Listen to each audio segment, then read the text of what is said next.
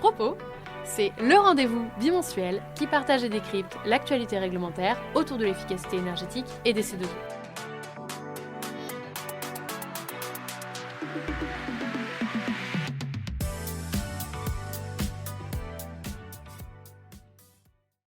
Bonjour à tous et toutes et bienvenue dans ce 5e épisode de Propos. Ce matin, je vais vous parler principalement des actualités du dispositif des certificats d'économie d'énergie, les C2E, actualités qui ont été nombreuses ces 2 dernières semaines. En deuxième partie d'épisode, je vous partagerai également les dernières informations du secteur et je terminerai par évoquer les avancées du plan eau 6 mois après son lancement. Focus C2E. Pour ceux et celles d'entre vous qui nous suivent sur LinkedIn ou ailleurs, vous avez peut-être vu passer l'information. Le 54e arrêté a enfin été publié. Ce qu'il faut en retenir.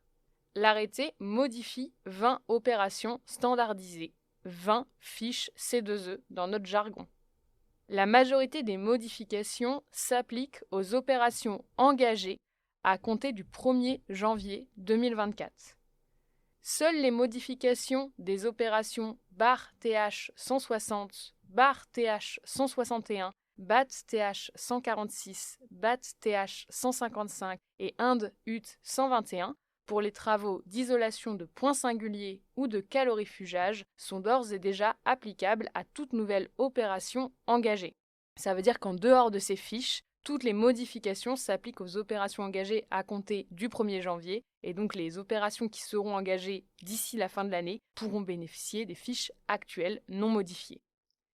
Pour certaines opérations, la révision entraîne une baisse de forfait et donc de primes financières. C'est notamment le cas pour les fiches optimiseurs de relance en chauffage. Ça peut donc être pertinent d'engager les travaux avant la fin de l'année si vous pensez que vous allez lancer ce type d'opération prochainement. À noter, les fiches Agri TH 109, récupérateur de chaleur à condensation pour serre, et Agri TH 110, chaudière à haute performance énergétique pour serre, s'ouvrent aux serres maraîchères. Jusqu'ici, elles étaient ouvertes uniquement aux serres horticoles. Les serres maraîchères pourront donc en bénéficier désormais. L'arrêté crée également 5 nouvelles fiches, 5 fiches qui sont désormais utilisables et mobilisables par les acteurs. Côté résidentiel, l'arrêté crée 2 fiches, une fiche désembouage d'un réseau hydraulique de chauffage collectif en France métropolitaine et une fiche récupération de chaleur fatale issue de serveurs informatiques pour l'eau chaude sanitaire collective en résidentiel toujours. En tertiaire, l'arrêté crée 2 opérations, une opération façade rideau ou semi-rideau avec vitrage isolant et une opération vanne de régulation étanche à servomoteur économe pour les bâtiments en France métropolitaine. Dernière fiche créée, la fiche acquisition d'un bateau neuf à propulsion électrique ou hybride naviguant en eau intérieure. Cette opération est applicable aux bateaux fluviaux et vient compléter le catalogue d'opérations ouvertes au transport fluvial. Le 54e arrêté a été complété par un arrêté le 6 octobre 2023. L'arrêté du 6 octobre 2023 vient supprimer 2 fiches, la barre TH 104, pompe à chaleur de type RO ou OO, et la barre TH 106, chaudière individuelle à haute performance énergétique. La suppression de ces 2 fiches avait fait grand bruit, donc peut-être que vous vous attendiez leur suppression, en tout cas que vous étiez déjà informé. Ce qu'il faut noter, c'est que la barre TH104, pompe à chaleur de type RO ou OO, est effectivement supprimée, mais que 2 fiches viennent prendre le relais, une première pour les pompes à chaleur de type RO et une seconde pour les pompes à chaleur de type OO ou sol eau. Les évolutions de l'arrêté d'octobre 2023 entreront en vigueur le 1er janvier 2024. Donc si vous devez retenir quelque chose de ce que je viens de vous dire, c'est que les modifications entrent en vigueur pour la majorité au 1er janvier 2024. En complément, la lettre d'information C2E de septembre a été publiée. La newsletter mensuelle partage notamment le reporting des opérations engagées entre janvier 2022 et juin 2023. Entre ces 2 dates, les opérations standardisées engagées devraient permettre de générer un volume d'environ 543 TWh CUMAC. À noter, plus d'un tiers des volumes attendus est lié à des bonifications C2E. Il y a des bonifications de plusieurs types. Ce qu'il faut comprendre de ça, c'est que les bonifications en général continuent à produire énormément de volume en 5e période.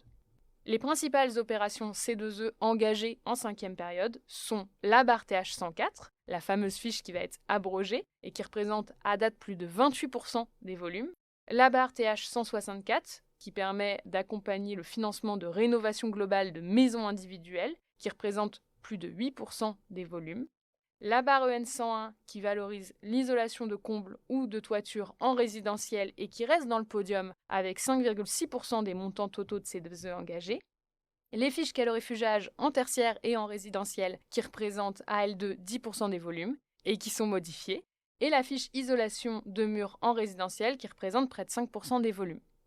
On note également le fait que la fiche GTB, gestion technique du bâtiment, qui est bonifiée et permet aux acteurs tertiaires d'anticiper les obligations du décret BACS, représente plus de 2% des montants totaux de C2E classiques et précarité attendus. C'est donc une opération qui a très bien marché sur 2022 et 2023.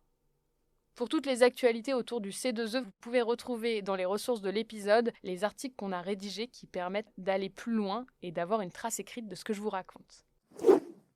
Grand angle. D'après plusieurs institutions, la BEI, la BCE et l'AIE, l'Europe doit augmenter son soutien financier à la transition énergétique.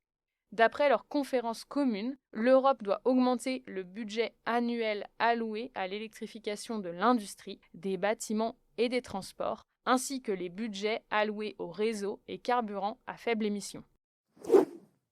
Deuxième actualité, les résultats d'un audit flash sur les conséquences de la hausse des prix de l'énergie sur les collectivités ont été publiés le 28 septembre. Parmi les conclusions, il est notamment souligné que les mesures de sobriété et de performance sont nombreuses et en général efficaces. Le rapport conclut donc que la poursuite de ces démarches de sobriété est indispensable, à la fois d'un point de vue écologique, mais aussi budgétaire et financier. Le rapport évoque également le recours aux contrats de performance énergétique, les CPE, comme une solution pertinente à moyen et long terme, tout comme les réseaux de chaleur urbains.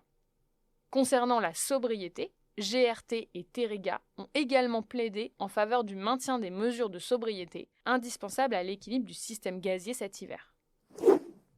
Enfin, dernière actualité grand angle, au niveau de l'Union européenne, les États membres et le Parlement européen se sont accordés sur un calendrier d'interdiction des gaz fluorés avec une date butoir en 2050.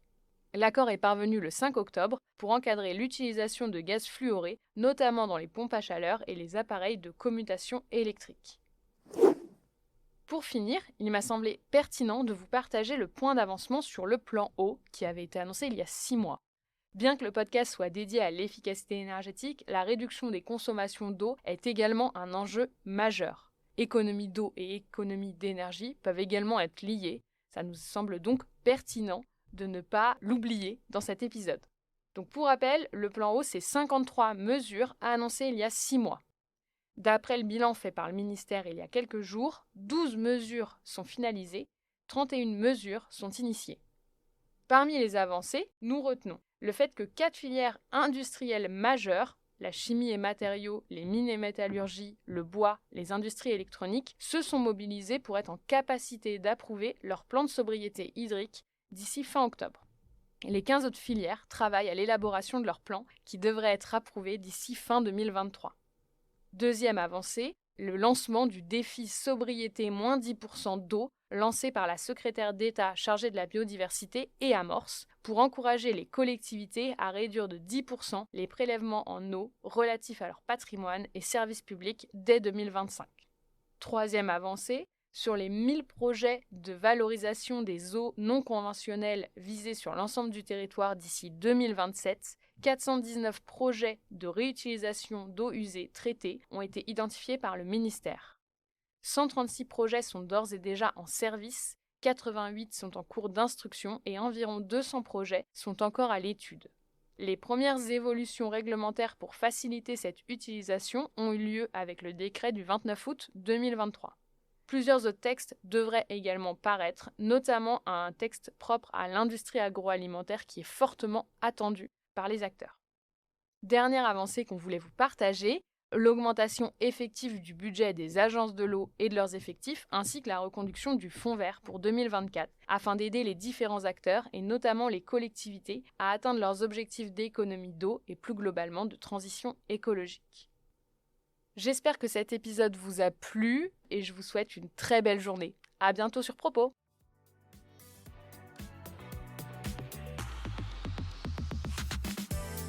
Pour ne manquer aucun épisode, abonnez-vous. Et pour retrouver toutes les informations en temps réel, rendez-vous sur LinkedIn ou sur notre site internet www.certinergie.com.